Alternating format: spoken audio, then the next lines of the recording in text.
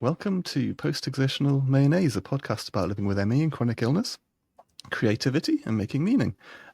Today, we're joined by Mama Chill, or Stacy Hart, and she's a rapper and hip-hop artist from Watford in the UK. Tom Robinson from BBC Introducing Six Music says this is old-school hip-hop straight out of Watford, and I very much like her emotional directness and performance. And it's interesting because Stacey says on her website, everyone's idea of success is different. For me, it's not about fame or being popular; it's about sharing honesty. And that's it rings true that through the music. So yeah, this is actually an exclusive interview because Stacey told me before that she's not done podcasts before, so it's a real honor and a privilege to have you with us. And I've just got to say I've really enjoyed listening to your music this week, Stacey, and I've really enjoyed it. And I go through phases with my ME where I listen to quite a bit of music, and then I Yeah. go through phases where I just can't listen to music because it's just too much. So I've had quite a good week this week. So it's been nice to sort of make the time and space, and maybe like in the evening, and I've just been listening to it, and I didn't go back to sort of like entire back catalogue and things, but I listened to Running on Empty, which is this sort of the Oh, EP, yeah. and then obviously the song the track that sort of connected us in that sense, which is the one that came out this last week called the ME Crisis. But what I and when I say I enjoyed your music as well, is it's really good, and I found that previously, about a week and a half ago, I had a song in my head. A friend on YouTube, on Facebook, who's a YouTuber, she'd sang a little ditty, and for whatever reason, this song, and for particular reasons, there was sort of a lot of meaning with that song for me. Some good, some bad, but you get songs in your head, don't you? Yeah, And then yeah. and this, it was just like an earworm, and I was like, it wasn't bad, but it was just there, and I thought I'd rather something else. And I was like listening to different music. My daughter's a massive Taylor Swift fan, so kind of listened to some Taylor Swift. I was like, just to try and get the song out of my head. And then your song Tears just got stuck in there, and Oh, it's a lovely song, and it's just been there all week. So yeah, that's that's nice. Thank you. Yeah. it's good. Yeah, we usually start kind of by asking guests about their sort of chronic illness story.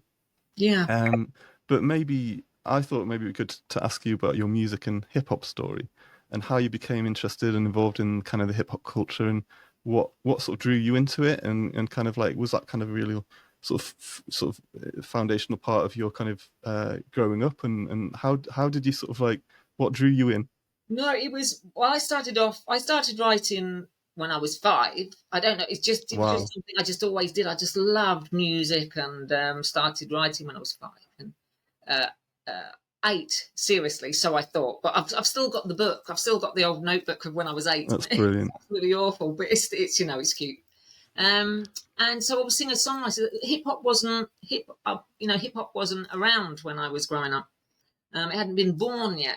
Mm, So uh, so I was just doing singer songwriting stuff, and then obviously I heard um, there was Rapper's Delight, which was kind of the first, one that hit in '79, wow. and then there was more after that, and it was just felt like home. It felt as though I'd already, that I knew it. It was ever so weird. I just and I Mm, thought it was genius how you could get so many words to tell a story. I just really related to it. I thought it was so clever. mm, But then, and so I started dabbling and doing it myself. Um, but then, kind of, it's like I kind of say on my website, it was a shock because I'd never thought of anything in terms of colour. So it was only when I kind of was excited about it and wanted to share that excitement with everybody. As a kid, you do. It's just like, oh, mm, listen to this, and yeah, it was pretty horrendous. It was just a barrage of. I mean, I'm not going to repeat the stuff that mm. was often said, but it was similar stuff, and yeah, I was really shocked. I was shocked, and I was hurt as well that because that time it all came from, obviously it came from white people. So it was like, well, why are white people being so awful about people of color? And and over music as well. I didn't get it as a kid. I just didn't get it, and in fact, it made me draw even more to hip hop and the culture, and made me feel closer to it. Um, but there was no way that I could do it. I mean, it was so the racist the racism at that time, really, and the comments about hip hop, rap, at the time. Was so bad. I couldn't do it. It was just like, a white girl, because I was a white, I was female as well, because then Yeah. it was very male. It was very male dominated. Yeah. So it was even more so, you're a girl, you're white, etc. So I couldn't do it. So I kind of would do it behind closed doors. But I kind of just carried on doing singer-songwriting stuff. And it wasn't until much later, actually. It was when I was, after I'd got ill, and I was bedbound for 2 years with me, and it was like nothing mattered then. It was like, and hip hop had evolved by then as well. You were getting females doing. There still wasn't many white people doing it, but you had some females and stuff going on. And by that time, I think illness changes you anyway. And I just thought, I don't care anymore. I'm going to do it regardless. I'm going to do it. And so I did. So I kind of just I had an old 4-track, and I had some bits around my bed. And when I felt strong enough and well enough, I just kind of had the 4-track on my. It was really bad. There was no effects, no anything. It was just I called the EP raw because it was literally raw. It was just 4-track on my my lap. Drum machine plugged in, which I kind of played out of time, and a bit of guitar, and yes, and then I kind of I hadn't been on social media. Then I signed up on social media, and just kind of put it out.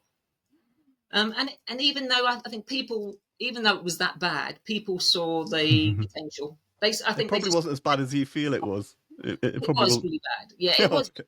It was kind of demo. Okay. But I think people saw the obviously potential there, and so it was received well. It was received nicely, and then that kind of just spurred me on then to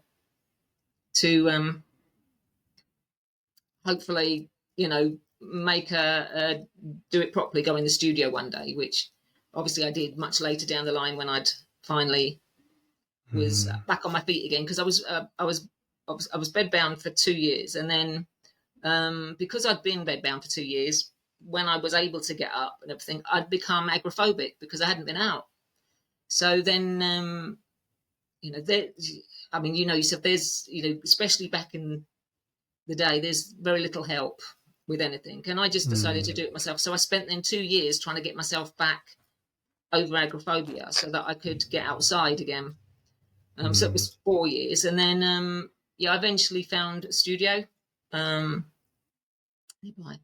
that took 5 years to record. I sold my hip hop collection, record collection. Oh no! So that I could go into the studio, and then which was with Shane Shanahan, who produced the recent one, Emmy Scandal. So I hadn't seen him for 10 years, so it was nice to catch up. But so I found him, and he was very understanding. And I said, it took 5 years to make the first album, just because of my health and everything.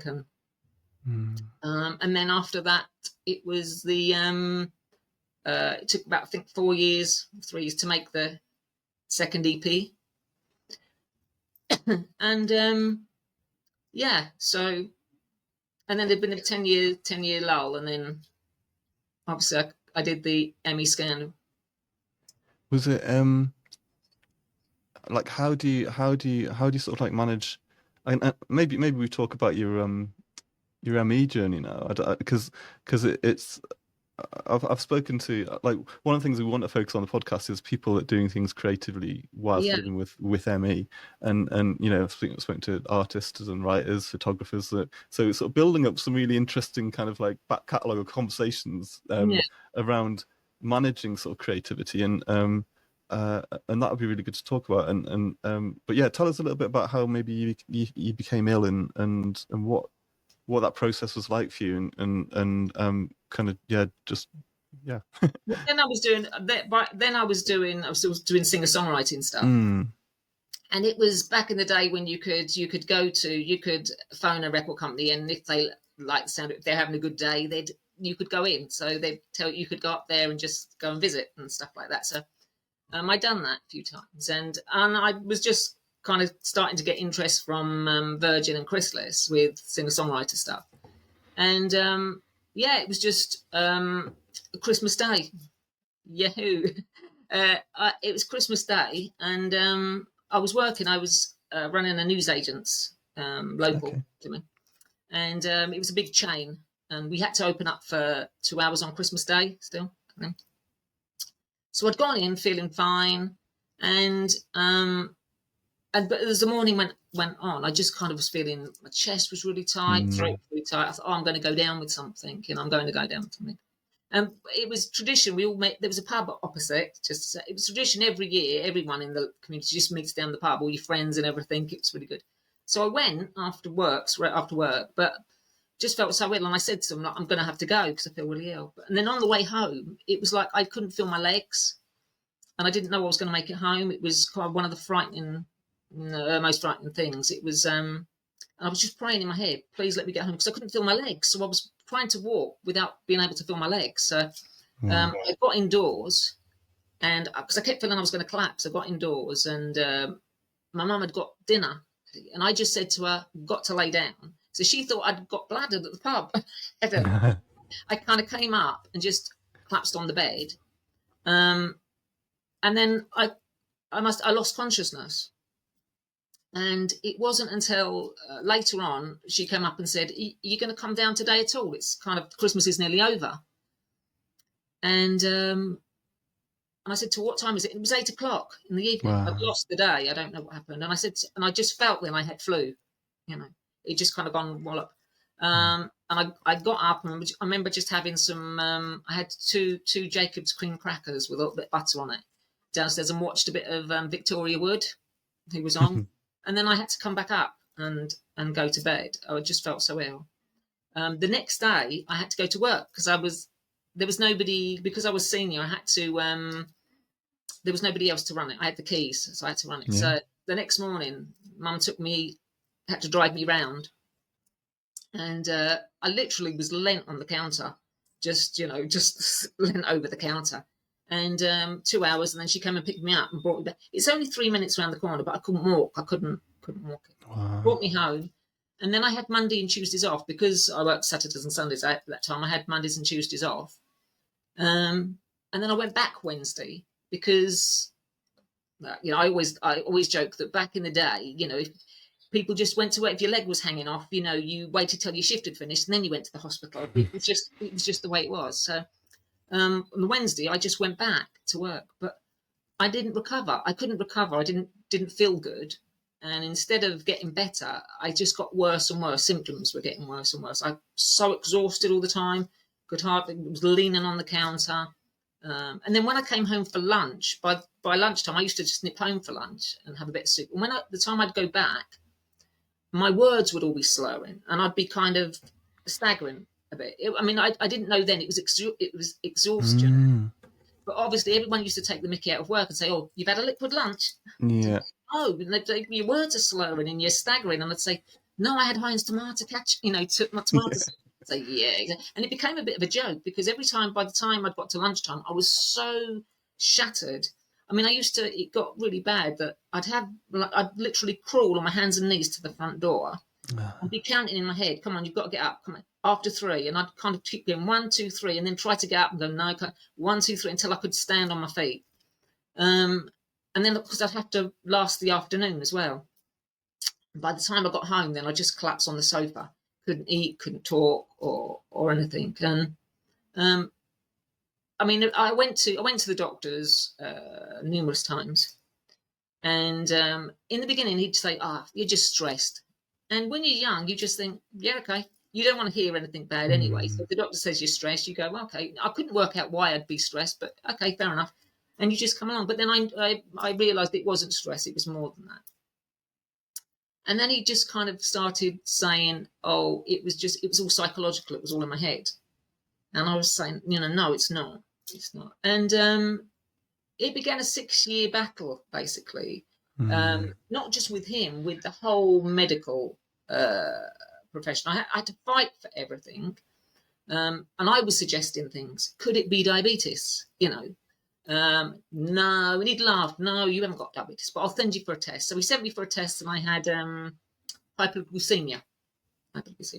And he dismissed everything anyway. At the hospital, they were saying with the hypoglycemia, it can, you need to go back to your doctor because it drops rapidly every 2 hours. So you need to manage your food. So go to see your doctor straight away, and he'll tell you what you should eat, what you shouldn't, send you to a nurse.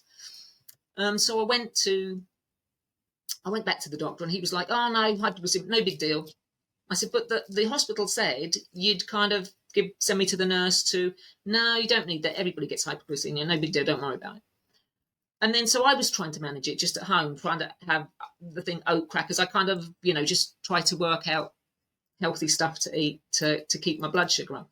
But it still didn't help with this absolute exhaustion. And I was getting, obviously, the slurred speech. I was also getting heart palpitations.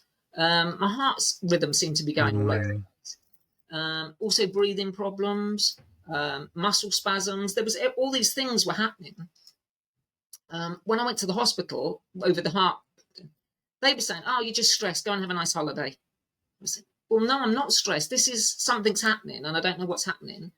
And it was just like dismissed, and I don't know. It was almost as if you weren't there, if that makes sense. It's like, no, nothing, go by, and that was it. So you were constantly fighting. Yeah, so it was tough. I said 6 years all in all, and not a very pleasant 6 years. It took me, in the end, there was one time he said he'd send me to a consultant in London, but it was a 2-year wait. So I kind of counted down the days. Because by that time I was struggling to get through each day, and I'd had to give up my social life completely, give up music completely. All I was doing was getting up, going to work, coming home. That was all I was able to do. And so 2 years later, I went to this consultant up in London, and literally I went in. He said, "Get on the couch." I got on the couch. He said, "Now hyperventilate." What? And he said, "Hyperventilate." I said, "How do I do that?" And he said, "Breathe in and out really fast, and I'll tell you when to stop." So I started doing that, and I was so exhausted. And I said to him, "Can I stop?" And he said, "Yeah, how do you feel?" And I said, "Exhausted and lightheaded." And he just went back to the desk, and he said, "That's what's wrong with you." "Sorry?" And he said, "That's what's wrong with you. You're not breathing properly." Well, I don't usually do that in my waking life, in my daily. That's not a kind of. And he said, "Oh, I want you to come up once a week to London to have to be taught how to breathe properly." Sorry, what was his specialism? What was it? What did he? I can't remember now. It was I don't know. It was a consultant. He was just a consultant up. I don't know what he was for, but I can't remember. It was a long time ago. And I just thought, so I just came out, and I didn't. He said, "Oh, go and make an appointment and come up every week and have." And I didn't. I wasn't going to. I thought, I've waited 2 years for this. 2 years. So I just came home. But that's kind of what the 6 years was like. Yeah, it's a long story, Tanya. So yeah, no, very long story. it's but it feels like so often, and I think, and I've got a sort of like a thought in the back of my mind that this theme of sort of medical gaslighting it comes up it comes up again and again, and I'm thinking almost for the podcast want to have like a mini series on that as well, because it feels like there's so many people that have experienced these things, but there's a need even more and more to bring out as we push forward for like campaigning for change, that we need voices to be heard and people's stories to be heard as well around the sort of the gaslighting side of things, or just the minimization, just sort of saying, well, it's your breathing, or it's minimize. Well, everybody's tired. Those sort of statements, aren't they, that kind of crop up again and again. In that, I don't think you're right. I don't think people realise. I don't think people realise the depth of the gaslighting. I mean, and it's quite traumatic as well, because obviously your life has fallen apart, and the very people that you try to, you reach for in a panic because your life's falling apart because you're ill, um, they they're quite awful to you. I mean, I had there's been loads for me. I mean, I went to visit my sister in when she was up in Manchester, and I got poorly while I was there, and she took me to the local hospital there, and the doctor came and told her to go away, and he shone a torch in my eyes, I think, and he just said to me, "What have you taken?" And so my words were slurring, and I was saying to him, "No, I haven't taken anything. This is what happens. I get really, really, like, it feels like I'm drunk. That's how it feels like. My words slur, and I feel like I'm going to pass out. I'm so exhausted." And he said, "No, you've taken something." He said, "Your pupils have dilated." And I said, "No, that's what happens. This is what happens. I can't understand." And he just kept saying, "What have you taken?" And he said, "If you don't tell me, if you're not honest with me, I'm going to throw you out." Oh, dear me. And I was like, "No." And I laughed. I actually laughed because I couldn't believe this was happening. And he said, "If you haven't taken anything," he said, "you're an alcoholic then." Just accuse you of things like. Did you have a drink on the train, like when you were coming up to see your sister? And I said, "Yes." And he said, "Ah, what?" And I said, "A cup of tea." Yeah. He said, "Oh, no." He said, I'm on about something stronger." I said, "No." And then he went back to the drugs. He said, "I'm convinced you're a drug addict because of your slurred words and your pupils and everything." And I said to him, "I'm not. I don't take anything." And then he just said, he was getting quite nasty. And he said, "I'm going to ask you once more." And he asked me, and I said, I haven't taken anything. This is what happens." And then he just went out and he said to my sister, "I'm sorry." He said, "I'm convinced she's a drug addict. If she's not going to be honest with me, I can't help her. You'll have to leave." And I told my sister about the response. How people with ME were treated. Although I didn't know I had ME at that point, I was trying to get diagnosed, and a lot of Right. people, osteopaths and everything, had said to me they thought it was ME, and I had been diagnosed by a homeopathic doctor that used to be in the mainstream, Huh. but because she'd gone over from mainstream to homeopathy, the mainstream wouldn't accept her diagnosis. Yeah, there's big question marks, isn't there? So my sister kind of said, I hadn't realised just how bad it was. But that was just one incident of loads. I was left in my local hospital for 4 days unfed because they thought that ME was an attention-seeking illness. So I don't know whether it was to punish me or what it was, but They didn't feed you? no. They said that I was going down for a test, and they said I was going down for a test. Well, they didn't tell me. They just came down with food, and they didn't feed me. And they said, "Oh, you're going down for a test." The people that brought round the nurse, the people that bring round the dinners said, "Oh, you're going down for a test." So I said, "Oh, okay, nobody's told me." And then I waited. Then they got to the end of the day, and then someone comes and said, "Have you been for the test yet?" And I said, "No." And they said, "Oh, they must have forgotten you. Sorry, like the kitchen's closed." And then they'll probably do it tomorrow. And then the next day they didn't. It got to the end of the day as well, and they hadn't done anything. And then they went and had a look, and they said, "Yeah, they'll probably get to you in a minute. Probably get to you in a minute." And it's in the evening by then. And then they came and went, "Oh no, they've gone home, and the kitchen's closed." And and then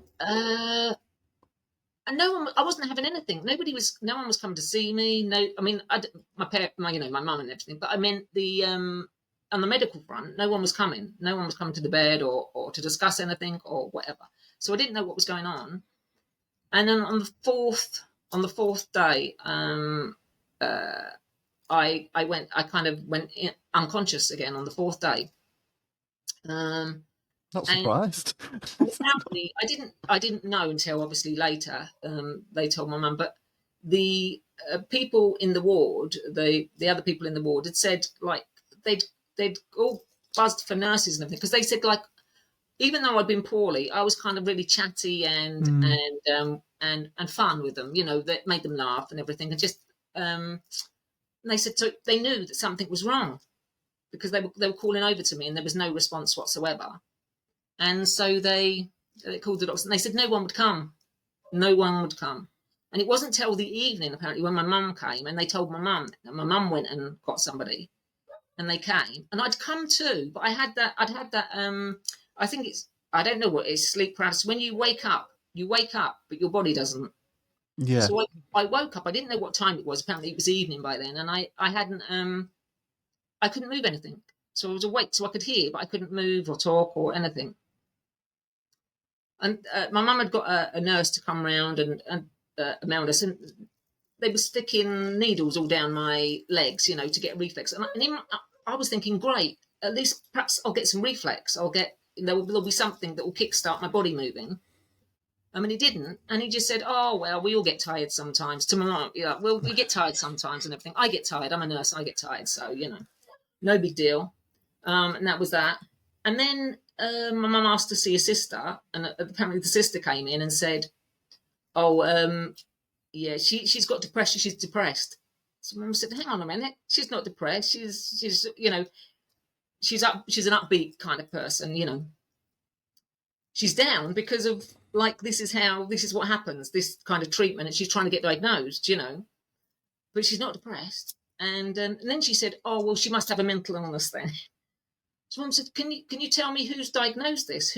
What's the evidence for that? Yeah, where's this? Nobody's been to see her since she's been in here. So who's?" And then she just turned around and walked away. And mum was saying, "Please don't walk away when I'm talking to you." And she did. She just walked.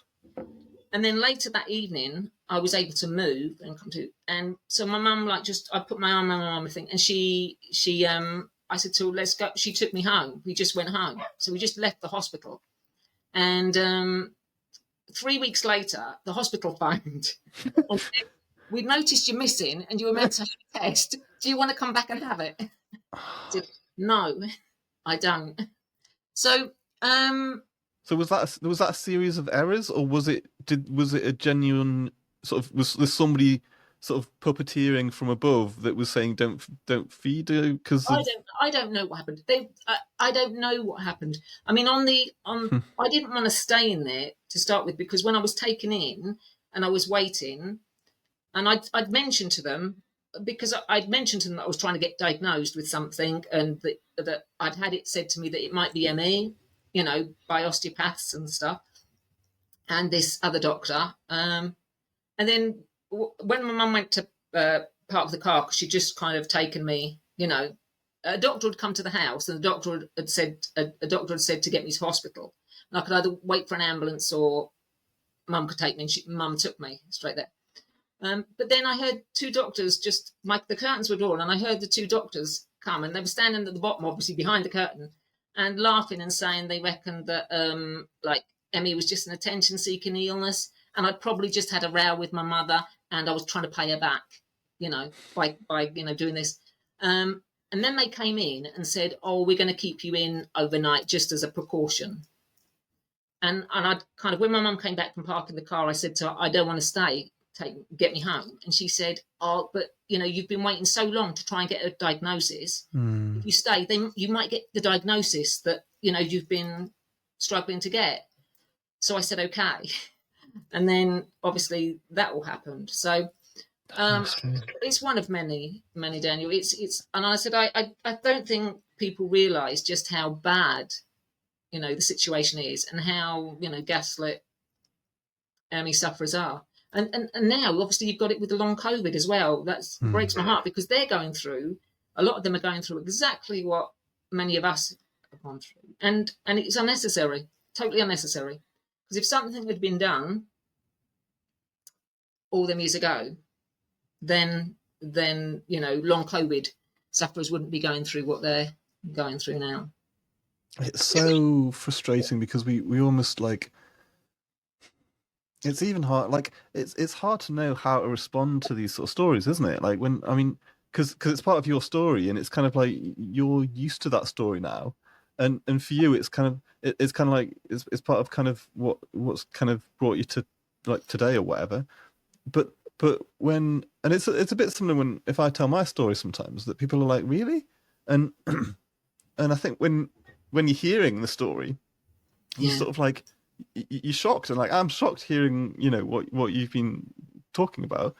But sometimes it's like I was just saying on a previous episode, we're so like beaten down by the gaslighting, by the kind of like rejection within society of our condition, Become or norm. Not. yeah, we're sort of like that. It becomes like, oh well, this is just how it is, like somehow, Yeah. like we need to get more angry about this, don't we? So I don't. and Yes and no, because I don't think, to be honest, getting angry, it doesn't make any difference. And right. you know, I mean, we've got that title as well, isn't it? Now, a lot of ME sufferers are kind of labelled angry activists. You know, you can't. You're either beaten down or you try and defend yourself, and you're suddenly an angry activist. So it's how we're portrayed. Yeah, you Um, can't win you in a can't sense. win. But I think yeah, you're right. It does become the norm. I think that the most beaten down I finally became was my doctor tried to get me. I had muscle spasms. I was used to have muscle spasms really bad.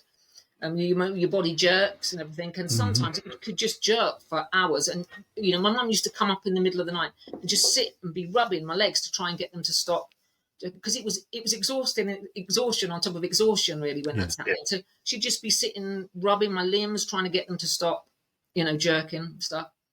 And my doctor wanted to put me on an antidepressant because he said it would help with muscle spasms. Yeah, I've had I that. was Yeah. really reluctant to go on them because obviously he'd all along he'd been going, oh, it's all in Yeah. psychological, and I felt that he was trying to put me on them for that reason, not because he was saying, it was depression, it was psychological.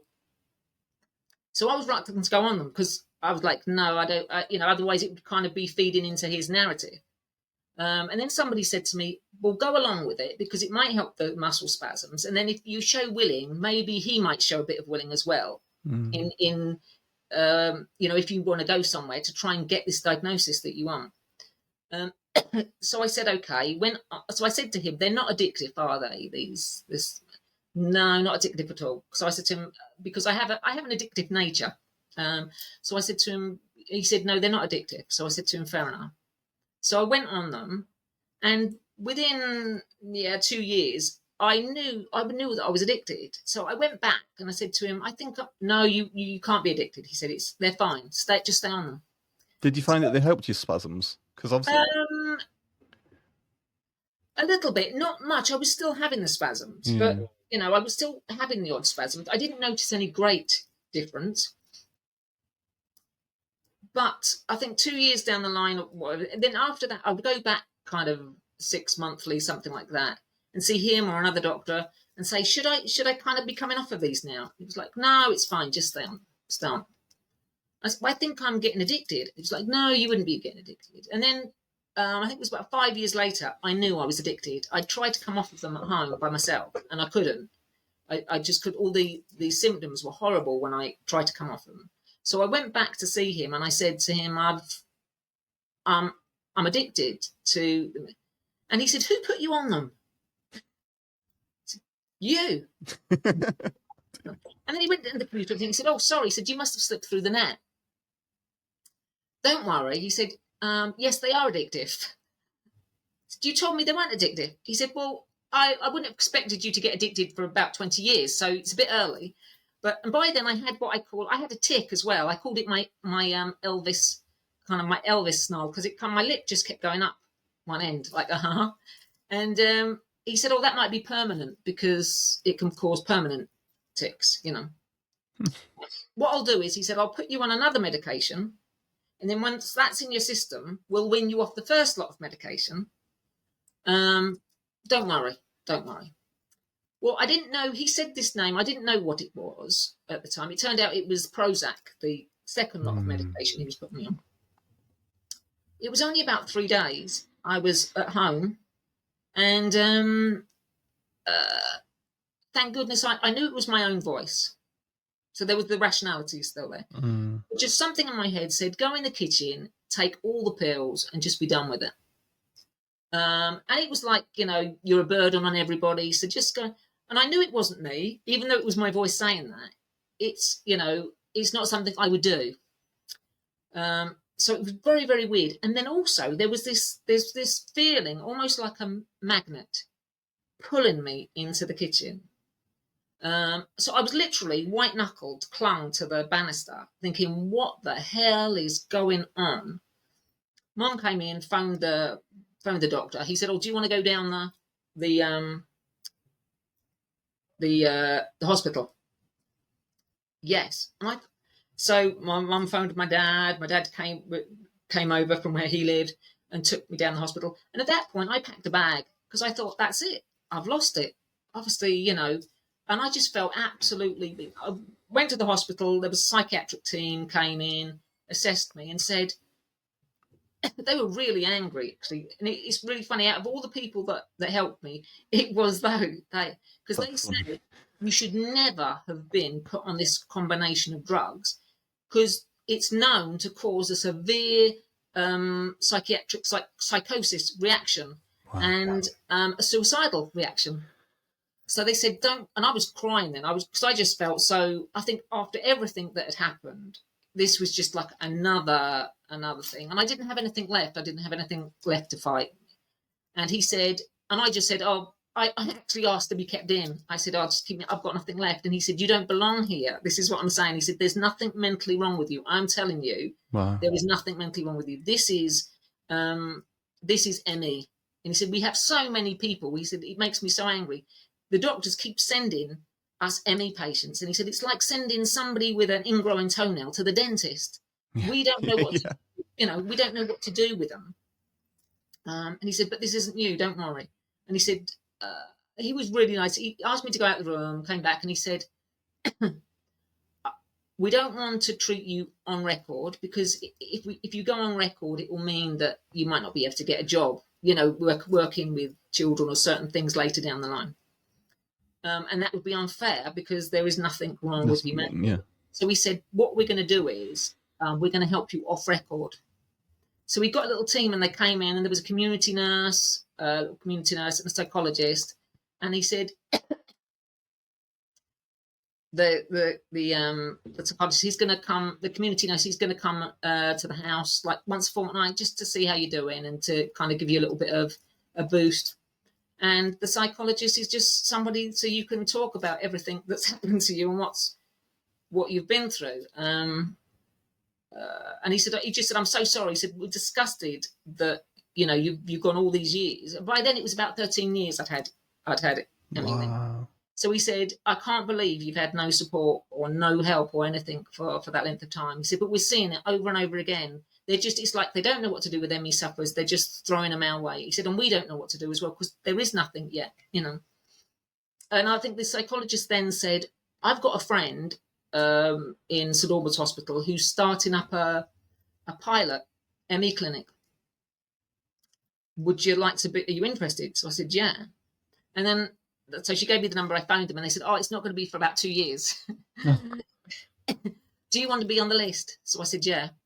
So I went on the list, and again it was like counting down, waiting 2 years, for this clinic. And then when the clinic came, we got there. It was just like, well, there's no money, so everybody's a volunteer, and there's actually no treatment or anything like that. It was pretty awful. The only reason I went, and a lot of people were going, was because if you said to people, "I'm going to the hospital for my ME," it validated it. They were like, "Oh, right, okay, they must be ill because they're going to a hospital." It only validated, validated it. But as for what they did, there was nothing. There was nothing they could do. We'd sit there and have to sit in a circle and put a currant on our tongue with our tongue out, and then keep it there for a few minutes before chewing it and swallowing it, and then say how it felt. It's like, after 13 years of living with ME, how is that? What was that, mindfulness or something like that? Was that what it was?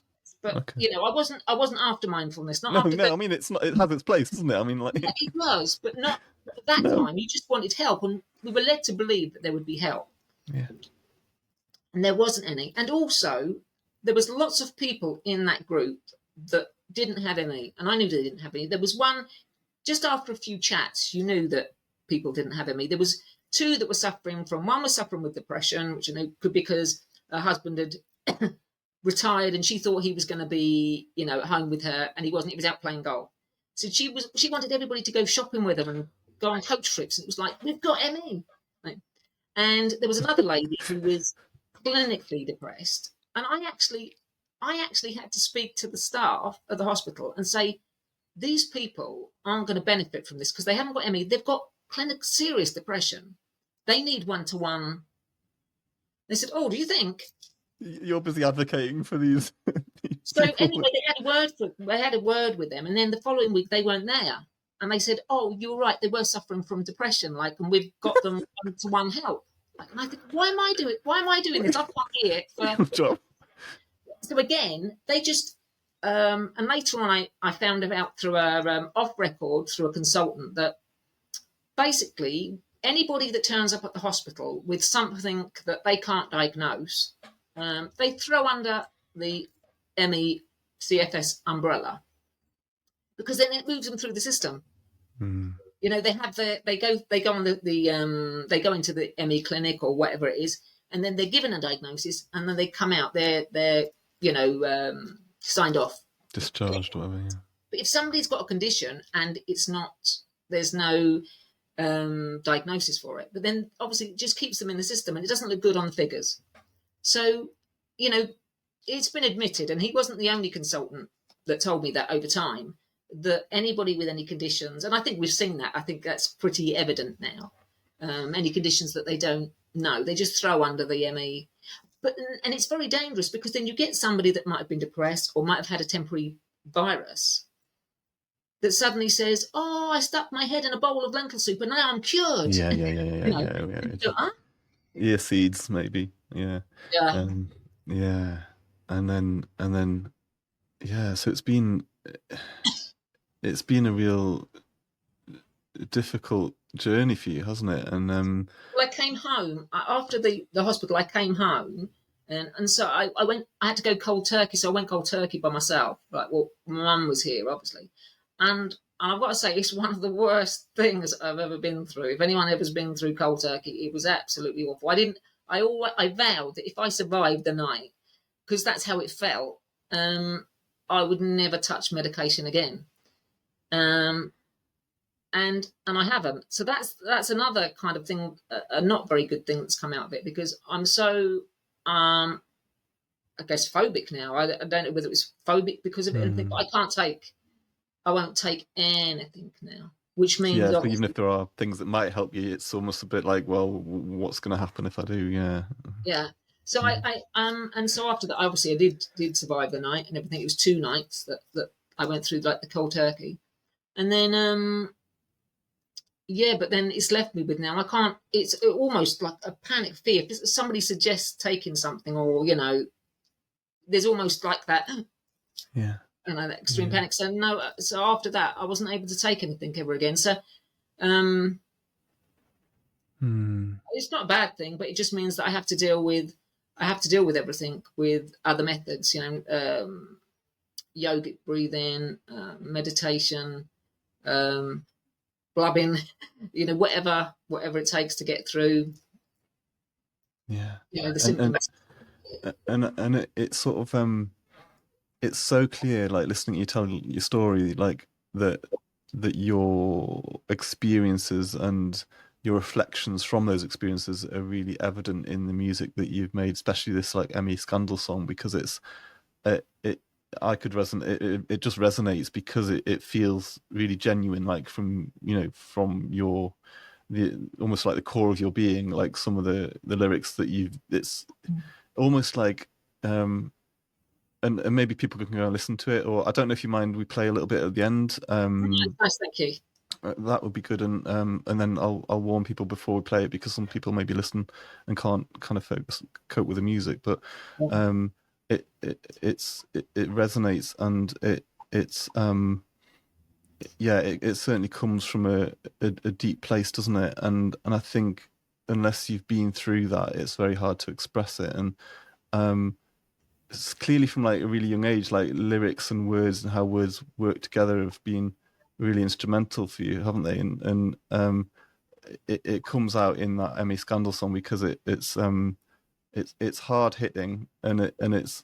Do you want to tell us a bit about the process of creating that song, and you know, how have you gone about that with your ME and managing your energy levels and just basic stuff like that? How's that been?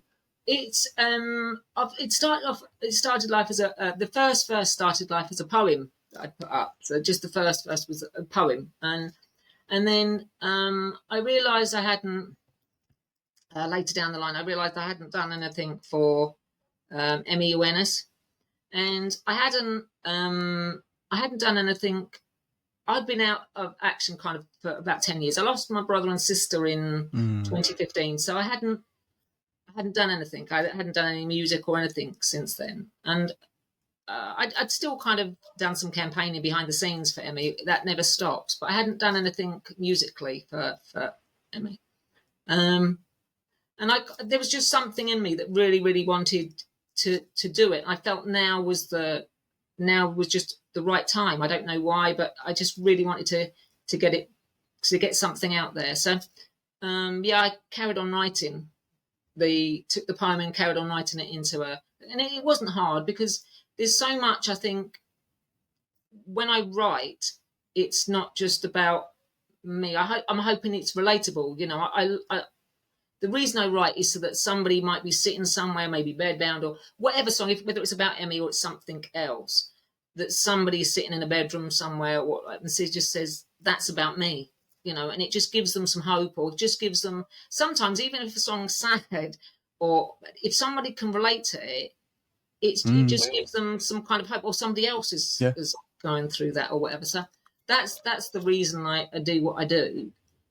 With the Emmy scandal, it was, obviously we had the post office scandal, and there's so many scandals. There's the blood scandal coming out at the moment, and I just think, well, we deserve our shout. There's a massive scandal that's been going on for decades, from us as well, that needs to be story needs to be told as well. And I think one of the worst things that I feel for everybody else with Emmy, which I think was a massive kick in the teeth, was when Professor Wesley got knighted for his work to Emmy.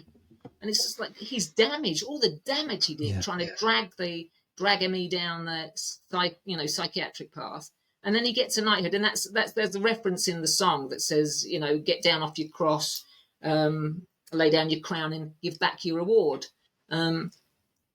Because I think at that time it was an absolute shock, really. Again, it was just a massive kick in the teeth, I think, to most people with ME to see him get that award. And the platforms, he was getting the platforms before he got the knighthood. He was getting the platforms to yada yada about dragging ME down the psychiatric path, but nobody else was getting getting the platforms to counter that. No. So I think that was a really bad something I wanted to mention in the song.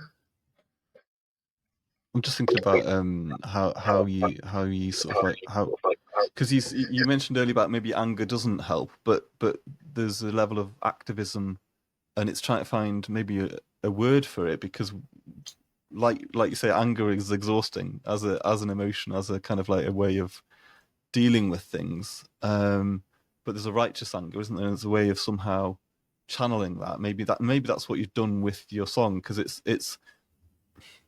because it feels like an accessible song as well. It's like comfortable to listen to, but there's some really you're not sort of screaming in a sense, but you're sort of like asserting what's gone wrong and why things need to change. And it's helpful, and we need sort of so much more of that. And it's about collective societal awareness of the very real nature of what we've all been going through. And thank you for sort of like playing your part in that in a way that I hope more and more people are able to kind of like become aware of your music. But there is a need, isn't there, for like a wider change? And have you got any thoughts about how we bring about that change? Just to I think we just have to keep going, really. I think you said it before. I think we've become numb, really numb to. It's become normalized, and we've become numb now. And I think so. It's exhausting. It's exhausting having to fight all the time. But I think those of us that can still have to keep going. And I do believe, in time, hopefully we'll get more. There will be more platforms. I mean, what you're doing is a great platform. You give people a platform to talk about. And yeah, I just think, as time goes on, we will get more support, but we have to keep going. If we don't, then nothing will change. And I was reading the other day that there's, I think it was in Invest in ME, Invest in ME, put up something about red light therapy. No, looking at red light therapy, which is very interesting. And better than the poop therapy, the poop transplant therapy that was, I think. It's all sorts of things, isn't it, that come out, and then it's hard to know, like, and like I've said, I don't get into the sort of science and treatments necessarily here, because for me, it's like, well, it's hard to know kind of like where the information is coming from, and like whether like is this sort of treatment just something that's somebody's come up with in their head, or is it like evidence based, and then it's trying to make sense of that, isn't it, in terms of And I like. think we're even bigger now anyway, because we've also got, I mean, the long COVID, those with long COVID seem to have come together with ME sufferers. So, when long COVID sufferers are talking, they're talking about ME sufferers as well. And when ME sufferers are talking, they're bringing in long COVID sufferers. So I think, bigger and better together, hopefully. Yeah. We have to hope. We have to keep hope. Yeah. And that's so important, isn't it? And it's encouraging to kind of like, yeah, it's encouraging, and things like just like Ren. I don't know if you've been following his story and the musically, Yeah, and I remember when he was in his teen. He was yeah, 16, 15, yeah. 16. I think he started putting up videos. Yeah. So a lot of us were kind of like downloading his song this week. So yeah, it's trying to break out into, get the narrative known in people's consciences, isn't it? And it's how we sort of and I think what you've done as well is in your music, and I think what Ren's doing and other people are doing, it's about I remember hearing about if you want to change people's perceptions, it's not about necessarily giving hard facts. It's about engaging in emotions, and Yeah. people engaging with something on an emotional level will Yes. hopefully. I even think there's sort of research and service work that's been done, obviously often by like advertisers and things, in terms of how do we kind of like engage with somebody, and actually it's been shown that like just putting hard facts out there, people actually even sometimes push against the facts, because it's Yeah. like, wow, no, I don't believe that. And whereas actually if we engage in stories, and I hope that's what we're doing on the podcast a little bit, is actually and I'd love more people to hear these stories, and it's trying to break out of our ME and chronic illness bubble a little bit, to try and make people aware and want to listen. Because when people hear stories and the emotional side, I mean, just like the shocking level, and what you've said today is shocking, like the way that you've been treated. Like, why were you not fed? Like, there's question marks there that are, like you say, unanswered. So it's kind of norm, really. I suppose, we kind of mention it like it's no big deal, because we've dealt with it and then gone on to the next lot of abuse. And somebody said to me once, why, if things are so bad for ME sufferers, what the abuse and neglect, I think, why don't you report it? And I said to him back then, who to? Because it was generic. It was, everywhere, everyone had the same mindset, because it was what the government were kind of dishing out, the NHS were dishing out. So who would you report it to? Yeah. Well, thank you so much. I'm just aware, like, we've talked for nearly an hour, and it's gone quickly, hasn't it? So, yeah, what I'll do is I'll play just a sort of fair warning for people. You can kind of like stop the episode now if you want, or if you want to stay on for a couple of minutes, we can play a bit of Mama Chill's track, and you can hear it, and hopefully. Yeah, and what I'll do is as well, I'll put links in for Stacey's website, and also the Bandcamp. You can you can download the track. You can buy albums. You can buy music. So I'd say do go on there and support Stacey with that. Is there anything else you'd like to share before we finish? No, just bless you for inviting me on and giving this opportunity, the platform for people with ME down. It's really appreciated. So thank you. No, thank you for being here. It's I appreciate your time, and I hope we can both go and rest now. And yeah, I hope you're not too worn out from. And there's so many more things that we could have talked about, and I say that with everybody because Quick, isn't it? yeah, Yeah. it's been good, and thank you, and we'll keep in touch. So thanks a lot. Cheers. Thanks, then. Cheers. I'm about to tell a story. It's a true story. Yo, listen up. I was living life, music in my bloodstream. Then I got flu and it vanished like steam. Who knew flu could evaporate a dream? I never knew what it was all gonna mean, but I'm still shackled to illness like I'm its bitch. Still scratching this 30+ year freaking itch. Kicked by exhaustion and lack of belief. All the stolen lives from the invisible thief. I need to escape to somewhere the wind blows. I wanna become yet another blue rose. On the social media post or some. Let's light a candle, there goes another one. Come normalized, acceptable fate. The lingering death that we live in await. And I absolutely hate this. Did I create this? Stress till I burn out, I struggle to face this. Denied point and purpose. Rhyme or reason every day, week, a month, every year, every season. Cancelled appointments, damn disappointments. And the default sorry, well that's the only ointment that we have to offer with guilt and frustration. And with limited ways out of this situation, it's a lingering death that we live and await. And we absolutely hate this. Doctor, You play a god so long you believe it yourself. it's the Emmy scandal. Doctor, You play a god so long you believe it yourself. yeah, they never believed us. They all deceived us. Government, medical, media teased us. Decades of promises, words without action. The crumbs of the biscuits, just a distraction. Allergic reaction, all taking its toll. And the shrinks try to shrink us to the size of a pinhole. Oh no, you don't. We're building the ark. Stronger together, sailing out of the dark. Barking, this is physical, cooperation critical. But typically, politically, I have to spit it lyrical. They're criminally sick, but it's of their own choosing to neglect and abuse us. Refuse the improving, I'm losing my shit. Get a grip, there's still a way to go. I swear it's gonna happen, just not in my lifetime though. A test, treatment, maybe a cure. And future generations won't suffer anymore. Get down off your cross, lay down your crown. Give back the award, there's a real God in town. Call troops, been here since the beginning. Standing in the shadows, waiting for that winning moment. Our voices heard and apologies given. Watch this space for the next lyrical edition. Cause we ain't going nowhere. It's time. Doctor, You play a god so long you believe it yourself. it's the Emmy scandal. Doctor, You play a god so long you believe it yourself. Let's get down to facts. it's the Emmy scandal. It's the Emmy scandal. It's the Emmy scandal. It's the Emmy scandal. Yeah, it's time the world knew what people like me and you have been going through. It's the Emmy scandal.